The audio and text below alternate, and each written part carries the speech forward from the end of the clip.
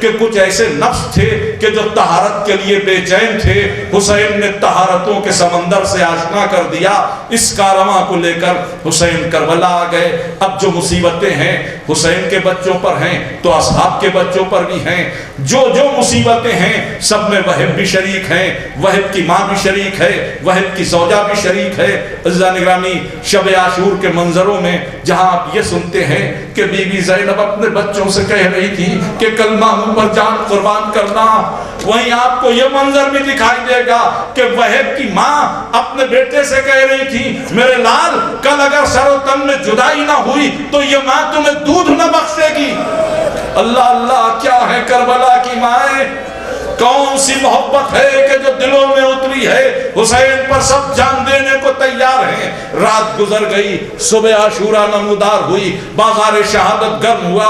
بہت زیادہ دیر مصائب نہیں عرض کرنا، بازار شہادت گرم ہوا، ایک ایک شہید جانے لگا۔ ظہر سے قبل وہب کلبی کو اجازت ملی۔ وہب کلبی جب اجازت لے کر مقتل کی طرف جانے لگے تو حسین نے کہا وہب اپنی ماں سے تو ملاقات کر لو۔ وہب لوٹ کر ماں کے خیمے میں آئے، اماں میں مقتل میں جا رہا ہوں، میرے آقا نے مجھے اجازت دے دی ہے۔ سوال کیا، اے اماں یہ بتاؤ کہ جب میں لہو میں ڈوب جاؤں تو تم راضی ہو جاؤ گی؟ وہب کی ماں نے کہا نہیں میرے لال، جب تک سر و تن میں جدائی نہ ہو جائے یہ ماں راضی نہیں ہوگی۔ یہ باتیں ہوئیں، وہب چلنے لگے۔ ابھی چل رہے تھے کہ زوجہ نے دامن تھاما۔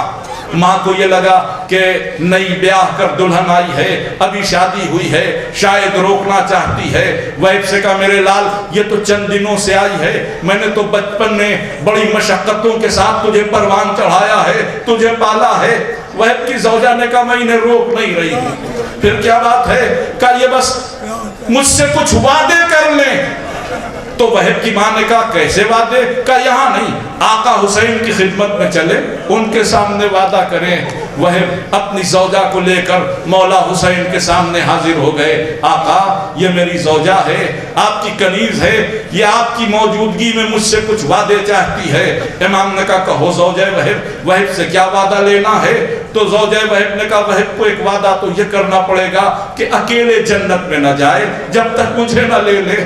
قبل اس کے کہ وہب کچھ بولتے میرے امام نے کہا زوجہ وہب حسین یہ وعدہ کرتا ہے کہ تو وہب کے ساتھ جنت میں جائے گی، یہ وعدہ حسین کا ہے۔ کہا دوسرا وعدہ کیا؟ کہ مولا دوسرا وعدہ وہب سے نہیں ہے، آپ سے ایک اجازت ہے۔ کیا اجازت ہے؟ کہا جب وہب شہید ہو جائے، قتل کر دیا جائے تو اتنی اجازت دے دیجئے گا کہ میں بی بی زینب کے خیمے میں آ جاؤں، ان کی کنیزی میں آ جاؤں۔ کہ تمہیں اجازت ہے مگر یہ اجازت کیوں مانگ رہی ہو؟ کہا ہم غلام ہیں، کنیز ہیں، جب سب قتل ہو جائیں گے تو ہمارے خیمے لوٹ لیے جائیں گے، اسباب لوٹ لیے جائیں گے، ہماری بے پردگی ہوگی۔ وہ نبی کی نواسی ہے، اس کا خیمہ کوئی نہ لوٹے گا، وہ نبی کی نواسی ہے، اس کے صدقے میں میرا پردہ محفوظ رہے گا۔ ارے کلیجہ پھٹ گیا زہرا کے لال کا۔ اے زوجہ وہب، سب سے پہلے جو شعلہ بلند ہوگا میری زینب کے خیمے سے، ارے سب سے پہلے جو چادر چھنے گی میری ہمشیر کے سر سے، جیسا حسین نے کہا تھا ویسا ہی صحرائے کربلا میں ہوا۔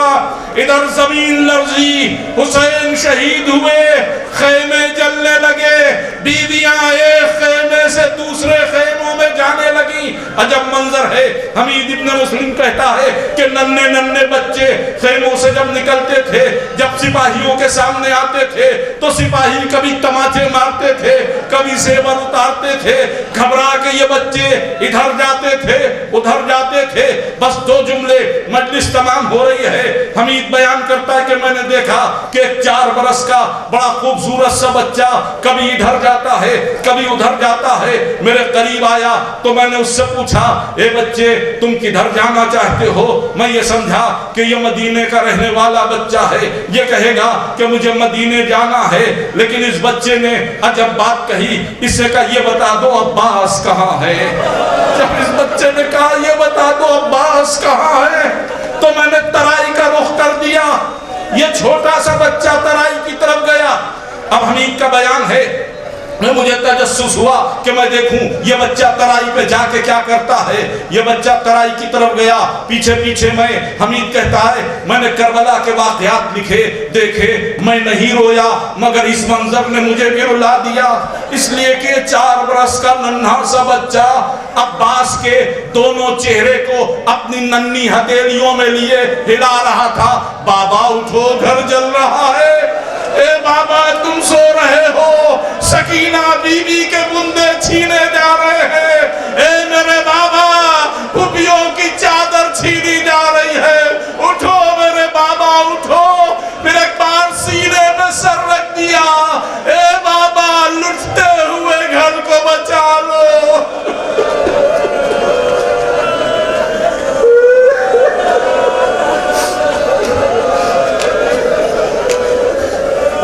لعنة الله على القوم الظالمين سيعلم الذين ظلموا أي منقلب ينقلبون إنا لله وإنا إليه راجعون.